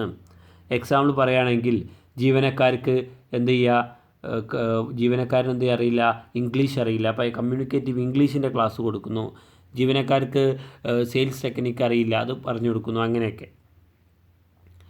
അടുത്തത് പ്രകടനം വിലയിരുത്തലാണ്. പെർഫോമൻസ് അപ്രൈസൽ എന്ന് പറയും. പ്രവർത്തന മികവ് വിലയിരുത്തൽ. പരിശീലനത്തിന് ശേഷം ജോലിയിൽ പ്രവേശിക്കുന്ന ജീവനക്കാരുടെ പ്രവർത്തന മികവ് നിശ്ചിത കാലയളവുകളിൽ വിലയിരുത്തേണ്ടതാണ്. മുൻകൂട്ടി നിശ്ചയിച്ച സ്റ്റാൻഡേർഡ് മാനദണ്ഡങ്ങൾക്കനുസരിച്ചാണോ കാര്യങ്ങൾ നടക്കുന്നത് എന്ന് നോക്കുക. അതായത് എന്താ ശ്രദ്ധിക്കേണ്ടത്? തൊഴിലാളി തൊഴിലിൽ പ്രവേശിച്ചു അല്ലേ, അയാൾക്ക് പരിശീലനം നൽകി, ഡെവലപ്മെൻറ്റൽ കാര്യങ്ങളൊക്കെ ചെയ്തു കൊടുത്തു, വികസന പ്രവർത്തനങ്ങൾ ചെയ്തു കൊടുത്തു. അങ്ങനെ അയാൾ എന്ത് ചെയ്തു? ജോലിയിൽ പ്രവേശിച്ചു. അങ്ങനെ നമ്മൾ നിയമിച്ച ഒരു തൊഴിലാളി, ഒരു ജീവനക്കാരൻ സ്ഥാപനത്തിൻ്റെ നിലവാരത്തിനനുസരിച്ച് കൊണ്ട്, മാനദണ്ഡങ്ങൾക്കനുസരിച്ച് കൊണ്ടാണോ പ്രവർത്തിക്കുന്നത് എന്ന് ഉറപ്പുവരുത്തേണ്ടതുണ്ട്. ജീവനക്കാർ മാനദണ്ഡങ്ങളുമായി പൊരുത്തപ്പെട്ടുകൊണ്ടാണോ പ്രവർത്തിക്കുന്നത് എന്ന് ഉറപ്പുവരുത്തേണ്ടതുണ്ട്. അങ്ങനെ എന്ത് ചെയ്യുന്നു? എന്ത് മാനദണ്ഡത്തിൻ്റെ മുകളിലാണ് തൊഴിലാളികളെ വിലയിരുത്തുന്നത് എന്നുള്ള കാര്യം തൊഴിലാളികളെ അറിയിക്കേണ്ടതുമാണ്. അങ്ങനെ ഇത്തരത്തിൽ പ്രവർത്തന വിലയിരുത്തൽ നടത്തിയതിൻ്റെ അടിസ്ഥാനത്തിൽ സ്ഥാപനത്തിൽ സ്ഥാനക്കയറ്റവും കരിയർ ആസൂത്രണവും ഒക്കെ ഉണ്ടാവും. സ്ഥാനക്കയറ്റവും കരിയർ പ്ലാനിങ്ങും. ജീവനക്കാരുടെ സ്ഥാനക്കയറ്റം, പ്രമോഷൻ അല്ലേ, അവരുടെ കരിയർ സാധ്യതകളും ഓരോ സ്ഥാപനവും പരിശോധിക്കേണ്ടതുണ്ട്. മാനേജർമാർ പദ്ധതികൾ ആസൂത്രണം ചെയ്യുമ്പോൾ ജീവനക്കാരുടെ ദീർഘകാല താൽപ്പര്യങ്ങൾ കൂടി കണക്കിലെടുക്കണം. ഓരോ ജീവനക്കാരൻ്റെയും യഥാർത്ഥ കഴിവുകൾ പുറത്തു കൊണ്ടുവരുന്നതിനും അതോടൊപ്പം അയാളുടെ വളർച്ചയ്ക്കും വേണ്ട പ്രോത്സാഹനങ്ങളും നൽകേണ്ടതാണ്. അത് ഉറപ്പുവരുത്തേണ്ടതാണ്. അടുത്തത് 8ാമത്തേതാണ്, ലാസ്റ്റ് വൺ, പ്രതിഫലം നിശ്ചയിക്കൽ. പ്രതിഫലം നിശ്ചയിക്കൽ, കോമ്പൻസേഷൻ അല്ലേ. ജീവനക്കാർക്ക് ലഭിക്കേണ്ട ശമ്പളം അഥവാ കൂലി നൽകേണ്ട മാനദണ്ഡങ്ങൾ ഓരോ സ്ഥാപനവും നിർണ്ണയിക്കേണ്ടതുണ്ട്. ജീവനക്കാർക്ക് അവർ ചെയ്ത തൊഴിലിൻ്റെ കൂലി നൽകുന്നതിന് വേണ്ട മാനദണ്ഡങ്ങൾ ഓരോ സ്ഥാപനവും നിർണ്ണയിക്കേണ്ടതുണ്ട്. അവർ ചെയ്യുന്ന ജോലിക്കനുസൃതമായ വേതനം ഉറപ്പു നൽകുന്ന പദ്ധതികൾ നടപ്പിലാക്കണം. ഒരു സ്ഥാപനം പ്രതിഫലം നൽകുന്ന വ്യത്യസ്തമായ രീതിയിലാണ്. നേരിട്ട് നൽകുന്ന കൂലി, അതിന് പുറമെ എന്ത് ചെയ്യുന്നു? ശമ്പളമായിട്ട് നൽകും, കമ്മീഷനായിട്ട് നൽകും, ബോണസായിട്ട്, ഇങ്ങനെയൊക്കെയുള്ള സാമ്പത്തിക പ്രതിഫലങ്ങൾ നൽകും. ഇതൊന്നുമല്ലാതെ ഇൻഷുറൻസ് സംരക്ഷണം, സൗജന്യമായ ഭക്ഷണം, താമസം, ചികിത്സാ സൗകര്യങ്ങൾ, ഇതൊക്കെ സാമ്പത്തികേതര പ്രതിഫലങ്ങളാണ്. ഇങ്ങനെ സാമ്പത്തികേതര പ്രതിഫലങ്ങളും എന്ത് ചെയ്യാറുണ്ട്? ഒരു സ്ഥാപനം ജീവനക്കാർക്കായിട്ട് നൽകാറുണ്ട്. അതുപോലെ അവാർഡുകൾ, അംഗീകാരങ്ങൾ, പ്രശംസ ഒക്കെ നൽകാറുണ്ട്. ജീവനക്കാരുടെ വേതന നിർണ്ണയത്തിന് 2 രീതിയിലുള്ള മാർഗങ്ങളാണ് ഉപയോഗിക്കുന്നത്. ഒന്ന് സമയബന്ധിത നിരക്ക് സമ്പ്രദായം, രണ്ടാമത്തേത് ഉൽപാദന ബന്ധിത നിരക്ക് സമ്പ്രദായം. അതായത് ഒന്ന് സമയബന്ധിത നിരക്ക് സമ്പ്രദായം പറയാം ആദ്യം. ഈ രീതി അനുസരിച്ച് തൊഴിലാളിയുടെ വേതനം കണക്കാക്കുന്നത് അയാൾ എത്ര സമയം പണിയെടുക്കുന്നു എന്നതിൻ്റെ അടിസ്ഥാനത്തിലാണ്. സമയം മണിക്കൂറോ ദിവസമോ ആഴ്ചയോ മാസമോ ആകാം. ഈ സമ്പ്രദായ പ്രകാരം വേതനം കണക്കാക്കുന്നത് സമയം ഇൻറ്റു നിരക്ക് എന്ന അടിസ്ഥാനത്തിലാണ്. സമയം ഇൻറ്റു നിരക്ക്, സമയം അതുപോലെ നിരക്ക്, ഈ സംവിധാനം ഉപയോഗിച്ച് ഒരു തൊഴിലാളി 8 മണിക്കൂർ സമയം 50 രൂപ നിരക്കിൽ പണിയെടുത്താൽ, ഒരു മണിക്കൂറിന് 50 രൂപ നിരക്കിൽ 8 മണിക്കൂർ സമയം ഒരു തൊഴിലാളി പണിയെടുത്താൽ അയാൾക്ക് എത്ര രൂപ കിട്ടും? സമയം ഇൻറ്റു നിരക്ക്, 8 മണിക്കൂർ, 8 ഇൻറ്റു നിരക്ക് എത്രയാണ്? 50, 8 ഇൻറ്റു 50 400 രൂപ. 8 മണിക്കൂർ പണിയെടുത്താൽ എന്ത് ചെയ്യും, അയാൾക്ക് 400 രൂപ കിട്ടും.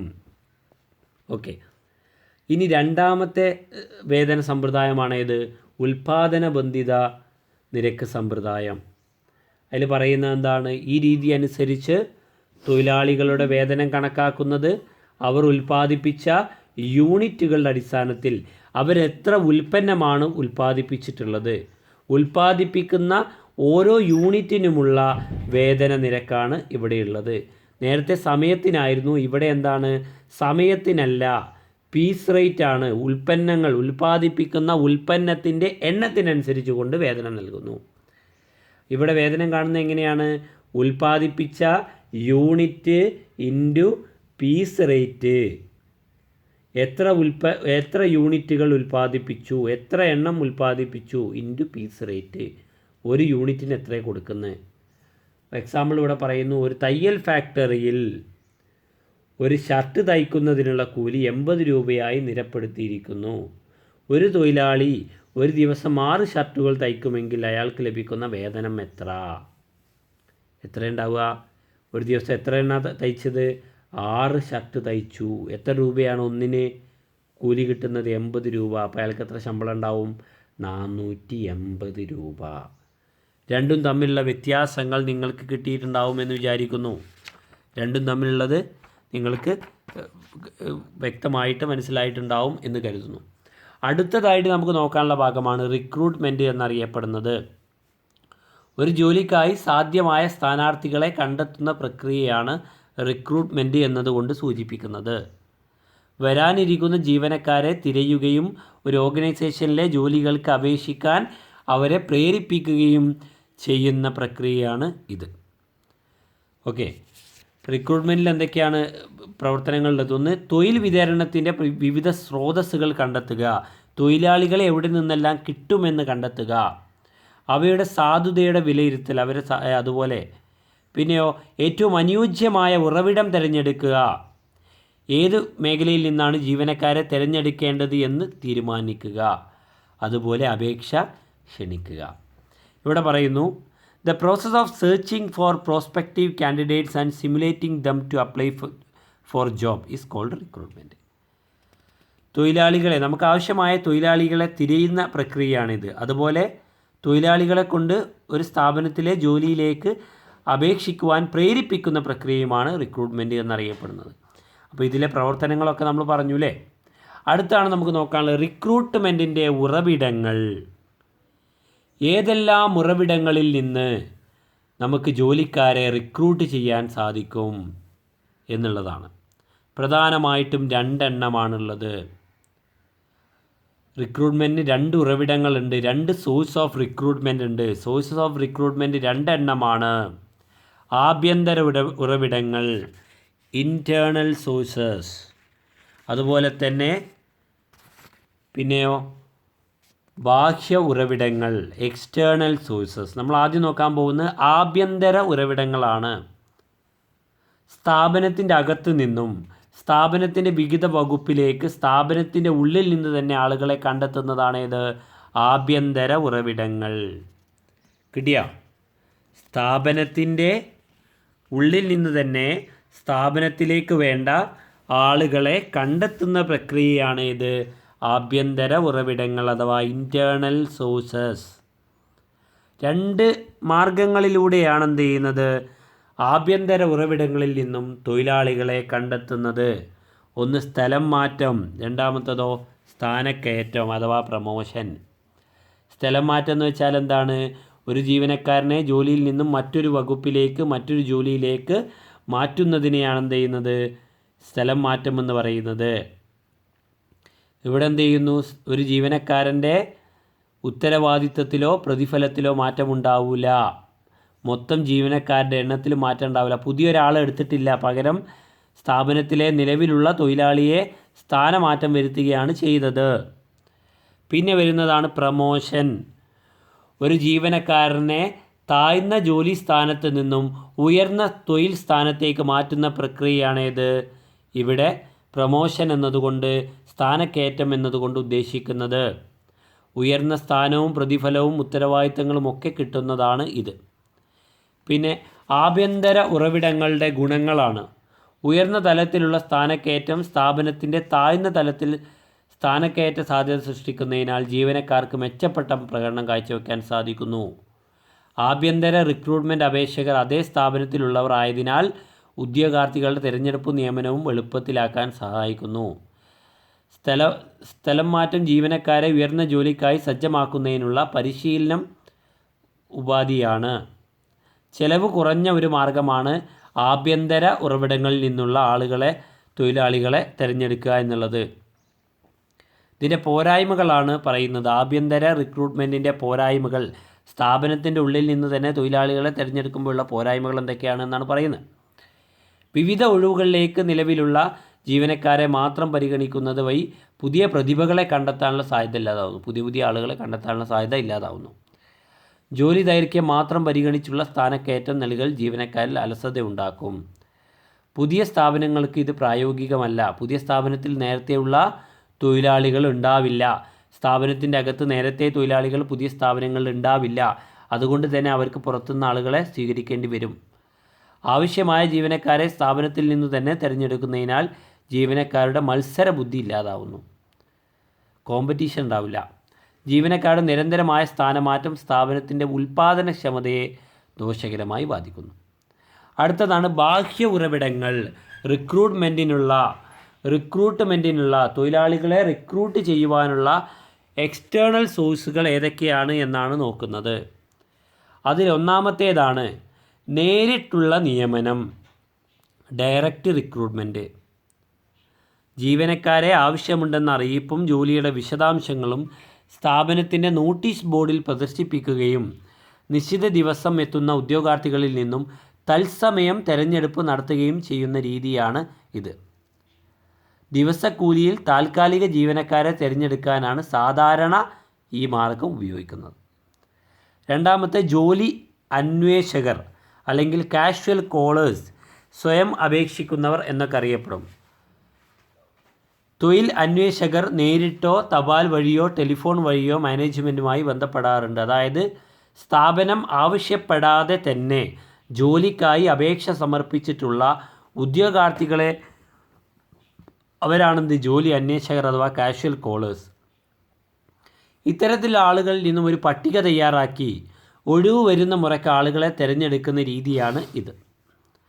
അടുത്തതാണ് പത്രപരസ്യങ്ങൾ അഥവാ ന്യൂസ് പേപ്പർ അഡ്വർടൈസ്മെൻറ്റ്.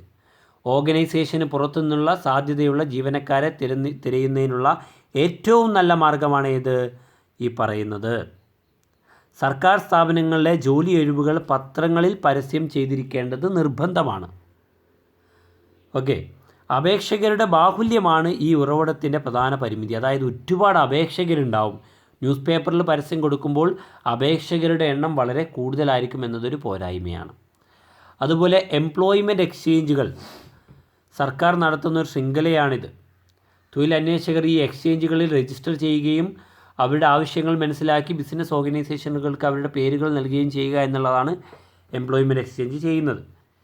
പിന്നെയോ പ്ലേസ്മെൻറ്റ് ഏജൻസികളും പേഴ്സണൽ കൺസൾട്ടൻസി സേവനങ്ങളുടെ രൂപത്തിലുള്ള ചില പ്രത്യേക ഏജൻസികൾ ഉണ്ട്. ഇതിലൂടെ എന്ത് ചെയ്യുന്നു, ഉദ്യോഗസ്ഥരെ തിരഞ്ഞെടുക്കുവാൻ സാധിക്കുന്നു. അതുപോലെ ക്യാമ്പസ് റിക്രൂട്ട്മെൻറ്റ്, സർവകലാശാലകളിലും കോളേജുകളിലും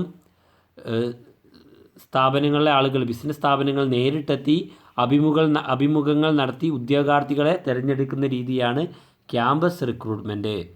അതുപോലെ ജീവനക്കാരുടെ ശുപാർശകൾ, റെക്കമെൻഡേഷൻ ഓഫ് എംപ്ലോയീസ്. നിലവിലുള്ള ജീവനക്കാരുടെ ശുപാർശയുടെ അടിസ്ഥാനത്തിൽ അവരുടെ ബന്ധുക്കളെയോ പരിചയക്കാരെയോ പുതിയ ഒഴിവുകളിലേക്ക് നിയമിക്കാവുന്നതാണ്. സാധാരണയായി താഴെ തലത്തിലുള്ള ജീവനക്കാരെയാണ് ഈ രീതിയിൽ റിക്രൂട്ട് ചെയ്യുന്നത് എന്നുള്ള ഓർത്ത് വെക്കുക. എന്താണ് ജീവനക്കാരുടെ ശുപാർശ? അടുത്തതോ, ഇത് എക്സാമ്പിൾ പറഞ്ഞാൽ ഈ ഗൾഫിലൊക്കെ ഉണ്ടാവും. ഗൾഫിലൊക്കെ പോയിട്ട് അവിടെ ഏതെങ്കിലും സ്ഥാപനങ്ങളിൽ ജോലി ചെയ്യുന്ന ആളുകളുണ്ടാവും. അവരെന്ത് ചെയ്യും, അവരുടെ ശുപാർശ പ്രകാരം എന്ത് ചെയ്യും, നാട്ടിൽ നിന്ന് അവരുടെ ബന്ധുക്കളെയൊക്കെ എന്ത് ചെയ്യാറുണ്ട്, അങ്ങനെ കൊണ്ടുപോകാറുണ്ട്. പിന്നെ തൊഴിൽ കരാറുകാർ, എട്ടാമത്തേത് ലേബർ കോൺട്രാക്ടേഴ്സ്. തൊഴിലാളികളെ കരാർ വ്യവസ്ഥയിൽ ജോലി സ്ഥലത്ത് എത്തിച്ചു കൊടുക്കുന്നവരാണ് തൊഴിൽ കരാറുകാർ. വൈദഗ്ധ്യം ആവശ്യമില്ലാത്ത തൊഴിലാളികളെ കണ്ടെത്താൻ അനുയോജ്യമായ ഒരു രീതിയാണ്. നിങ്ങൾ എക്സാമ്പിൾ പറഞ്ഞുതരാം അല്ലേ. നമ്മളൊരു വീടിൻ്റെ വാർപ്പുണ്ടെങ്കിൽ നമ്മളൊരു ഏജൻറ്റിനെ വിളിക്കും, ഒരാളെ വിളിക്കും, കരാറുകാരനെ വിളിക്കും, അയാളോട് പറയും നമുക്കൊരു 40 പണിക്കാരെ വേണം. അപ്പോൾ അയാൾ എന്ത് ചെയ്യും, പണിക്കാരെ ഇറക്കി കൊടുക്കും. അത്തരത്തിലുള്ള തൊഴിൽ കരാറുകാരുണ്ട് അല്ലേ. ഈ ബംഗാളികളൊക്കെ ഇവിടെ പണിക്ക് വന്നപ്പോൾ സ്വാഭാവികമായിട്ടും എന്ത് ചെയ്തു, ഇത്തരത്തിലുള്ള കരാറുകാരുടെ എണ്ണം കൂടി. എന്ത് ചെയ്യുന്നു, അടുത്തതാണ് ടെലിവിഷനിൽ പരസ്യം ചെയ്യൽ. ബിസിനസ് സ്ഥാപനങ്ങൾ ഉദ്യോഗാർത്ഥികൾക്ക് വേണ്ടി ടെലിവിഷനിൽ തൊഴിൽ പരസ്യങ്ങൾ നൽകാറുണ്ട്. ഒരു രാജ്യത്തെ മൊത്തം ആളുകളെ ആകർഷിക്കാൻ വേണ്ടിയിട്ടാണ് ഇത് ചെയ്യാറുള്ളത്. അതുപോലെ വെബ് പരസ്യങ്ങൾ, വെബ് പബ്ലിഷിംഗ് ചെയ്യാറുണ്ട്. ഇൻ്റർനെറ്റിൻ്റെ സഹായത്തോടെ ഉദ്യോഗാർത്ഥികളെ കണ്ടെത്തുന്നതിന് വേണ്ടിയിട്ടാണ് ഇത് ചെയ്യുന്നത്. ബാഹ്യ ഉറവിടങ്ങളുടെ മേന്മകൾ പറയുന്നു. ഇത് വളരെ എളുപ്പത്തിൽ നല്ല പരിശീലനം ലഭിച്ച ഉദ്യോഗാർത്ഥികളെ കണ്ടെത്താൻ സാധിക്കുന്നു. അതുപോലെ സ്ഥാപനത്തിന് പുറത്ത് നിന്ന് കൂടുതൽ അപേക്ഷകരെ കണ്ടെത്താൻ സാധിക്കുന്നു. ഈ വിപുലമായ തിരഞ്ഞെടുപ്പിലൂടെ ഏറ്റവും കഴിവുള്ള ആളുകളെ കണ്ടെത്താൻ സാധിക്കുന്നു എന്നുള്ളതാണ്. പോരായ്മകളാണ് പറയുന്നത്. പിന്നെ സ്ഥാപനത്തിൽ ഉയർന്ന പദവിയിലേക്ക് പുറമേ നിന്നുള്ള ആളുകൾ നിയമിക്കുന്നതിൽ നിലവിലുള്ള ജീവനക്കാർക്ക് അവസരമില്ലാതാക്കും, അസംതൃപ്തി ഉണ്ടാക്കും. ബാഹ്യ ഉറവിടങ്ങളിലൂടെ തിരഞ്ഞെടുപ്പ് ദൈർഘ്യമേറിയതാണ്. അതായത് പുറത്തുനിന്ന് ആളുകളെ, തൊഴിലാളികളെ തിരഞ്ഞെടുക്കുന്ന പ്രക്രിയ ഒരുപാട് സമയമുള്ളതാണ്, അതുപോലെ ചിലവേറിയതാണ് എന്നുള്ളതാണ് പറയുന്നത്. അടുത്തതാണ് റിക്രൂട്ട്മെൻ്റ് ആണ് ഇപ്പോൾ നമ്മൾ പറഞ്ഞത്. റിക്രൂട്ട്മെൻറ്റ് എന്ന് പറയുന്നത് ഒരു പോസിറ്റീവ് പ്രോസസ്സാണ് എന്ന് ഓർത്ത് വെക്കുക. അടുത്തതാണ് തിരഞ്ഞെടുപ്പ് അഥവാ സെലക്ഷൻ എന്നറിയപ്പെടുന്നത്. റിക്രൂട്ട്മെൻറ്റ് അവസാനിക്കുന്നിടത്ത് നിന്ന് തിരഞ്ഞെടുപ്പ് എന്ന പ്രക്രിയ ആരംഭിക്കുന്നു. When the recruitment ends selection starts. Recruitment എന്ന പ്രവൃത്തി എവിടെയാണോ അവസാനിക്കുന്നത് അവിടെ തിരഞ്ഞെടുപ്പ് എന്ന പ്രക്രിയ ആരംഭിക്കുന്നു. ഏറ്റവും അനുയോജ്യമായ തൊഴിലാളികളെ തിരഞ്ഞെടുക്കുന്ന ഒരു രീതിയാണിത്. ഇതൊരു ഒഴിവാക്കൽ പ്രക്രിയയാണ് എന്നും പറയാം. ഇതൊരു ഒഴിവാക്കൽ പ്രക്രിയയാണ്, ഇതൊരു നെഗറ്റീവ് പ്രക്രിയയാണ്. കാരണം അനുയോജ്യരല്ലാത്ത കാൻഡിഡേറ്റ്സിനെ ഒഴിവാക്കുന്ന പ്രക്രിയ കൂടിയാണ് തിരഞ്ഞെടുപ്പ്. ഏറ്റവും അനുയോജ്യരായ ആളുകളെ തിരഞ്ഞെടുക്കുകയും അനുയോജ്യരല്ലാത്ത ആളുകളെ എന്ത് ചെയ്യുന്നു, ഒഴിവാക്കുകയും ചെയ്യുന്ന ഒരു നെഗറ്റീവ് പ്രക്രിയയാണിത്. തിരഞ്ഞെടുപ്പ് പ്രക്രിയയ്ക്ക് ഒരുപാട് ഘട്ടങ്ങളുണ്ട്, അല്ലെങ്കിൽ സെലക്ഷൻ പ്രോസസ്സ് ഒരുപാട് ഘട്ടങ്ങളിലായിട്ടുണ്ട്. ഒന്ന് പ്രാഥമിക പരിശോധന, 2 സെലക്ഷൻ പരീക്ഷകളാണ്, 3 തൊഴിൽ കൂടിക്കാഴ്ച, 4 റഫറൻസ് പരിശോധന, 5 നിയമന തീരുമാനം, 6 വൈദ്യ പരിശോധന, 7 ജോലി ഓഫർ, 8 ജോലി കരാർ ഒപ്പിടൽ. അപ്പോൾ നമുക്ക് ഓരോന്നായിട്ട് നോക്കാം. ഒന്നാമത്തേതാണ് പ്രാഥമിക പരിശോധന. അപേക്ഷാ ഫോമിൽ നൽകിയിരിക്കുന്ന വിവരങ്ങളുടെ അടിസ്ഥാനത്തിൽ യോഗ്യതയില്ലാത്ത തൊഴിലന്വേഷകരെ ഒഴിവാക്കുന്ന പ്രക്രിയയാണ് പ്രാഥമിക പരിശോധന എന്നറിയപ്പെടുന്നത്. ഓക്കെ, അപ്പോൾ എന്ത് ചെയ്യുന്നു, ഇത്തരത്തിൽ അപേക്ഷകളെ സൂക്ഷ്മ പരിശോധന നടത്തുന്നതിലൂടെ യോഗ്യതയില്ലാത്തവരെ ഒഴിവാക്കാൻ സാധിക്കും. അതാണ് പ്രാഥമിക പരിശോധന. രണ്ടാമത് സെലക്ഷൻ ടെസ്റ്റാണ്. തിരഞ്ഞെടുപ്പ് പരീക്ഷകൾ നിർദ്ദിഷ്ട ജോലി നിർവഹിക്കുന്നതിന് അപേക്ഷകനുള്ള കഴിവ്, വൈദഗ്ധ്യം, അഭിരുചി, മനോഭാവം തുടങ്ങിയവ കണ്ടെത്തുന്നതിനുള്ള ടെസ്റ്റുകളാണിത്. ഈ ടെസ്റ്റുകളുടെ അടിസ്ഥാനത്തിൽ റാങ്ക് ലിസ്റ്റ് തയ്യാറാക്കിയാണ് വിശദമായ കൂടിക്കാഴ്ചക്കുള്ളവരെ നിശ്ചയിക്കുന്നത്. സെലക്ഷനുള്ള പ്രധാനപ്പെട്ട ടെസ്റ്റുകളാണ് ഇൻ്റലിജൻസ് ടെസ്റ്റ്, IQ ഒരാളുടെ ബുദ്ധി അളവ് പരിശോധിക്കുന്ന ടെസ്റ്റ്, അതുപോലെ ആപ്റ്റിറ്റ്യൂഡ് ടെസ്റ്റ് അഭിരുചി, മനോഭാവം, പുതിയ ശേഷികളും നൈപുണ്യവും ആർജിക്കാനുള്ള കഴിവ് നിർണ്ണയിക്കുന്ന ടെസ്റ്റാണ് ആപ്റ്റിറ്റ്യൂഡ് ടെസ്റ്റ്. അതുപോലെ പേഴ്സണാലിറ്റി ടെസ്റ്റ് വ്യക്തിത്വ നിർണ്ണയ ടെസ്റ്റാണ് ഉണ്ട്. റോർഷാക്ക് ഇങ്ക് ബ്ലോട്ട് ടെസ്റ്റ് ഉണ്ട്.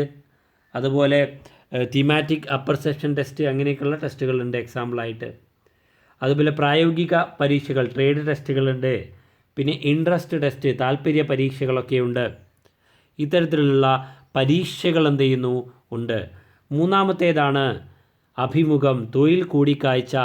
അപേക്ഷകനും സെലക്ഷൻ കമ്മിറ്റിയും തമ്മിലുള്ള മുഖാമുഖവും ഔപചാരികവും ആഴത്തിലുള്ളതുമായ സംഭാഷണമാണ്. ഉദ്യോഗാർത്ഥിയുടെ വ്യക്തിത്വം, ആത്മവിശ്വാസം, ബുദ്ധി, അഭിരുചി എന്നിവ കണ്ടെത്താൻ ഇത് സഹായിക്കുന്നുണ്ട്. ഇൻ്റർവ്യൂ, അഭിമുഖം നടത്തുന്നു. നാലാമത്തേതാണ് റഫറൻസ് പശ്ചാത്തല പരിശോധന. റഫറൻസിനായി പ്രശസ്ത വ്യക്തികളുടെ വിശദാംശങ്ങൾ അപേക്ഷകളിൽ നിന്ന് ശേഖരിക്കുകയും തന്നിരിക്കുന്ന വിവരങ്ങൾ പരിശോധിക്കുകയും അധിക വിവരങ്ങൾ ശേഖരിക്കുകയും ചെയ്യുന്നു. അതായത് നമ്മളൊരു ജോലിക്ക് അപേക്ഷിക്കുന്ന സമയത്ത് ജോലിയുടെ അപേക്ഷയിൽ റെഫറൻസ് നൽകിയിരിക്കും. വളരെ പ്രശസ്തനായ ഏതെങ്കിലും ഒരു വ്യക്തി, നമുക്ക് പരിചയമുള്ള, അപേക്ഷകന് പരിചയമുള്ള ഒരു വ്യക്തിയെക്കുറിച്ചുള്ള വിവരം അതിൽ കൊടുത്തിരിക്കും. ആ വ്യക്തിയെ വിളിച്ച് ബന്ധപ്പെടുകയും അയാളെ ബന്ധപ്പെട്ടുകൊണ്ട് ഈ അപേക്ഷകനെക്കുറിച്ചുള്ള കൂടുതൽ വിവരങ്ങൾ ശേഖരിക്കുകയും ചെയ്യുന്നു.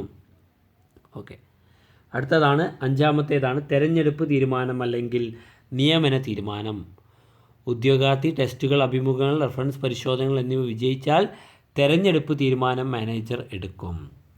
അതിനുശേഷം വൈദ്യ പരിശോധന, മെഡിക്കൽ എക്സാമിനേഷൻ, അപേക്ഷകൻ്റെ മെഡിക്കൽ ഫിറ്റ്നസ് പരിശോധിക്കാനുള്ള ഘട്ടമാണിത്. നിശ്ചിത ഉയരം, തൂക്കം, കാഴ്ചശക്തി, കേൾവിശക്തി തുടങ്ങിയവ ഉണ്ടോ എന്ന് നോക്കുന്നതാണ് ഇത്. പിന്നെയോ ജോലി വാഗ്ദാനം. ഇതൊക്കെ കഴിഞ്ഞാൽ അവസാനം നിയമനത്തിനുള്ള ഒരു ഓഫർ നൽകും. തിരഞ്ഞെടുക്കപ്പെട്ട ഉദ്യോഗാർത്ഥിക്ക് നിയമന ഉത്തരവ് നൽകുക എന്നതാണ് അടുത്ത ഘട്ടം. ജോലി പ്രവേശിക്കേണ്ട ദിവസം, ശമ്പളം എത്രയാണ്, നിയമന വ്യവസ്ഥകൾ, ജോലിയുടെ സ്വഭാവം എന്നൊക്കെ നിയമന ഉത്തരവിൽ ഉണ്ടാവും. അവസാനമായിട്ട് തൊഴിൽ കരാർ, നിയമന കരാറിൽ ഒപ്പിടൽ. നിയമന ഉത്തരവിനോട് അനുകൂലമായി പ്രതികരിക്കുന്ന ഉദ്യോഗാർത്ഥിയെ നിയമിക്കുന്ന പ്രവർത്തനമാണ് ഇത്. അടുത്തത് റിക്രൂട്ട്മെൻറ്റും തിരഞ്ഞെടുപ്പും. റിക്രൂട്ട്മെൻറ്റും സെലക്ഷനും തമ്മിലുള്ള വ്യത്യാസം. റിക്രൂട്ട്മെൻറ്റ് അനുയോജ്യമായ ഉദ്യോഗാർത്ഥികളെ തിരയുന്ന പ്രക്രിയയാണ്, തിരഞ്ഞെടുക്കില്ല, തിരയുന്ന പ്രക്രിയയാണ്. തിരഞ്ഞെടുപ്പ് വെച്ചാലോ ഏറ്റവും യോഗ്യമായ ഉദ്യോഗാർത്ഥികളെ തിരഞ്ഞെടുക്കുന്ന പ്രക്രിയയാണ്. റിക്രൂട്ട്മെൻറ്റ് എന്ന് വെച്ചാൽ കൂടുതൽ ഉദ്യോഗാർത്ഥികളെ ആകർഷിക്കുക എന്നുള്ളതാണ്. തിരഞ്ഞെടുപ്പ് എന്ന് വെച്ചാലോ യോഗ്യതയില്ലാത്ത ആളുകളെ ഒഴിവാക്കുക എന്നുള്ളതാണ്. റിക്രൂട്ട്മെൻറ്റ് ഒരു നല്ല പോസിറ്റീവ് പ്രക്രിയയാണ്, പക്ഷേ തിരഞ്ഞെടുപ്പ് ഒരു നെഗറ്റീവ് പ്രക്രിയയാണ്. റിക്രൂട്ട്മെൻറ്റ് ലളിതമായ പ്രക്രിയയാണ്, അതുപോലെ തിരഞ്ഞെടുപ്പോ സങ്കീർണമാണ്. അടുത്താണ് പരിശീലനവും വികാസവും എന്നറിയപ്പെടുന്നത്. പരിശീലനവും വികസനവും നിർദ്ദിഷ്ട പ്രക്രിയകൾ ജോലികൾ ചെയ്യുവാനുള്ള ജീവനക്കാരുടെ അഭിരുചി, കഴിവുകൾ എന്നിവ വർദ്ധിപ്പിക്കുന്ന പ്രക്രിയയാണ് പരിശീലനം.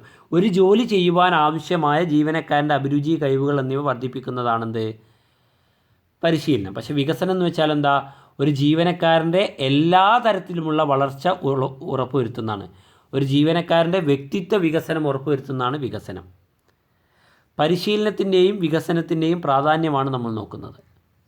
പരിശീലനവും വികസനത്തിൻ്റെയും പ്രാധാന്യം എന്താണ്? ഒരു സ്ഥാപനത്തിൽ തൊഴിലാളികളിൽ എന്താണ് പരിശീലനത്തിൻ്റെയും വികാസത്തിൻ്റെയും പ്രാധാന്യം എന്നുള്ളതാണ് നോക്കുന്നത്, അല്ലേ? നമുക്ക് നോക്കാം. സ്ഥാപനങ്ങൾക്കുള്ള നേട്ടങ്ങളാണ് നമ്മൾ ആദ്യം നോക്കുന്നത്. ജീവനക്കാരുടെ ഉൽപ്പാദനക്ഷമത വർദ്ധിക്കും. നല്ല പരിശീലനവും വികസനവും കിട്ടിയ ആളുകളുടെ ഉൽപ്പാദനക്ഷമത വർദ്ധിക്കും. അത് പരിശ്രമത്തിൻ്റെയും പണത്തിൻ്റെയും പാഴാക്കൽ കുറക്കും. പരിശീലനം ജീവനക്കാരുടെ മനോവീര്യം വർദ്ധിപ്പിക്കും. അവർ സ്ഥാപനത്തിൽ കൃത്യസമയത്ത് ഹാജരാകും. അതുപോലെ തൊഴിലുടമയുടെ വിറ്റുവരവ് ഇതാക്കുകയും ചെയ്യുന്നു, അല്ലേ? പിന്നെയോ ഭാവി മാനേജർമാരെ വികസിപ്പിക്കാൻ പരിശീലനം സഹായിക്കുകയും ചെയ്യുന്നു. അതുപോലെ ജീവനക്കാർക്കുള്ള നേട്ടങ്ങളോ? പരിശീലനം ജീവനക്കാർക്ക് മികച്ച തൊഴിലവസരങ്ങൾ നൽകുന്നു. പ്രകടനത്തിലെ മെച്ചപ്പെടുത്തൽ കൂടുതൽ സമ്പാദിക്കാൻ ജീവനക്കാരെ സഹായിക്കുന്നു. ജീവനക്കാരുടെ തൊഴിൽ സംതൃപ്തിയും മനോവീര്യവും വർദ്ധിപ്പിക്കും. ഇത് ജോലി സ്ഥലത്ത് അപകട സാധ്യത കുറയ്ക്കുന്നു. ഇതൊക്കെ ചെയ്യുന്നു. പരിശീലനം, വിദ്യാഭ്യാസം, വികസനം മൂന്നും വ്യത്യസ്തമാണ്. അത് നല്ല ഓർമ്മയിൽ വേണം. ഒരു പ്രത്യേക ജോലി ചെയ്യുന്നതിനുള്ള ജീവനക്കാരുടെ കഴിവും ശേഷിയും വർദ്ധിപ്പിക്കുന്ന പ്രക്രിയയാണ് പരിശീലനം. ഒരു പ്രത്യേക ജോലി ചെയ്യുന്നതിനുള്ള കഴിവും ശേഷിയും അത് വർദ്ധിപ്പിക്കുക എന്നുള്ളതാണ് പരിശീലനം അഥവാ ട്രെയിനിങ്. ജീവനക്കാരെ മനസ്സിലാക്കി അവരുടെ അറിവും അപഗ്രഥന ശേഷിയും വർദ്ധിപ്പിക്കുന്നതാണ് വിദ്യാഭ്യാസം.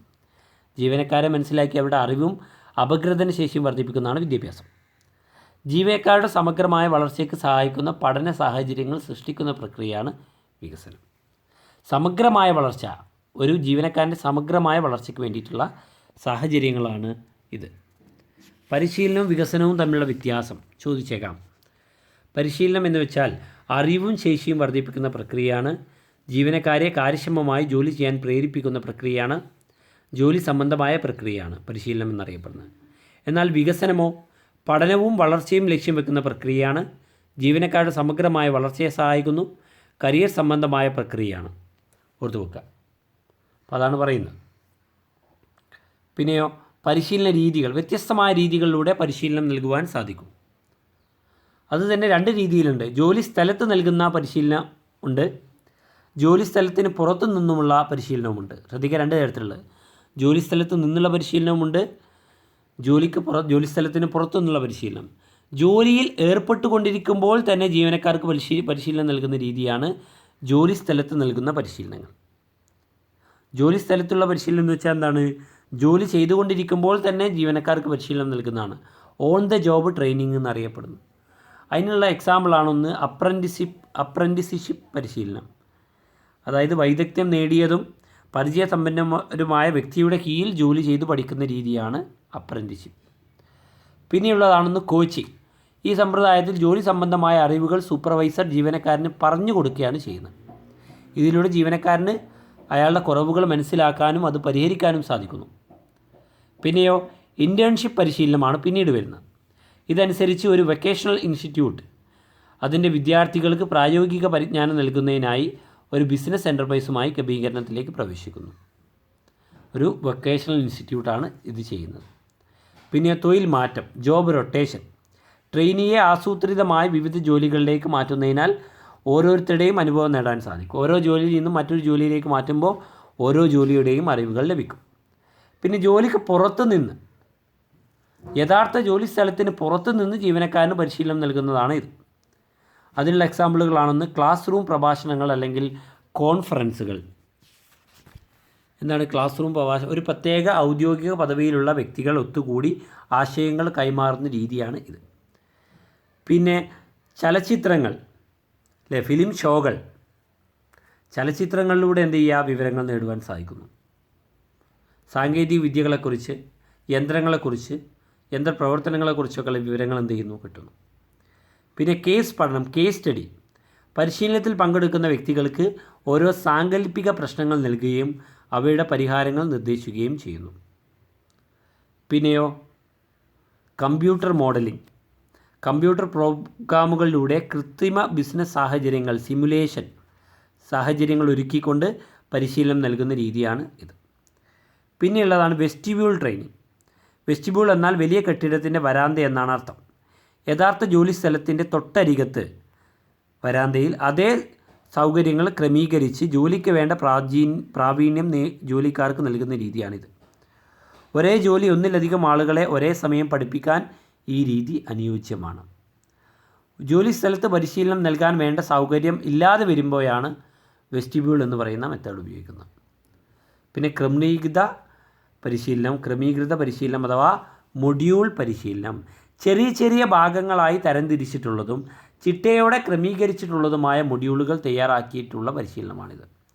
ഒരു മേഖലയിൽ ആർജിക്കേണ്ട അറിവുകളെ ഇത്തരത്തിൽ മുൻകൂട്ടി പഠനരേഖകളാക്കും. അതായത് ഒരു ജോലിയുമായി ബന്ധപ്പെട്ട അറിവുകളെ വിവിധ കഷ്ണങ്ങളാക്കി മാറ്റി ആ കഷ്ണങ്ങളെ ഓരോന്നായിട്ട് പഠിക്കുന്ന രീതിയാണ് ഇത്.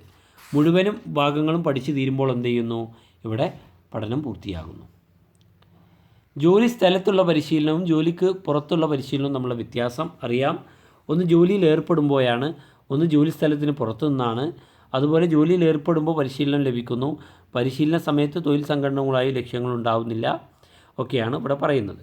അപ്പോൾ പ്രധാനമായിട്ടും ഇത്രയും കാര്യങ്ങളാണ് നമുക്ക് പഠിക്കാനുള്ളത്.